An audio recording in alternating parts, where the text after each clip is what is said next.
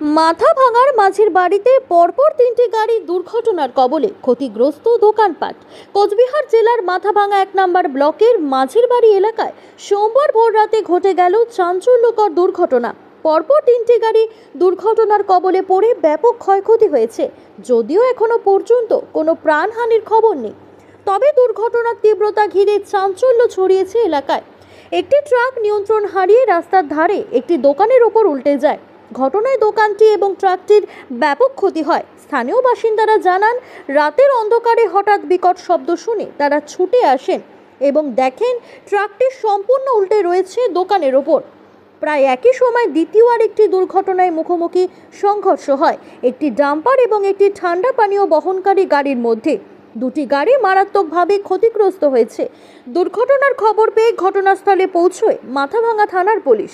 দুর্ঘটনার কারণ খতিয়ে দেখছে পুলিশ এবং গাড়িগুলি সরিয়ে রাস্তা পরিষ্কার করার কাজ চলছে। এলাকাবাসীরা দ্রুত গতিতে চলা ভারী যানবাহনের ওপর লাগাম টানার দাবি জানিয়েছেন প্রশাসনের কাছে। Bureau report, Falakata Times.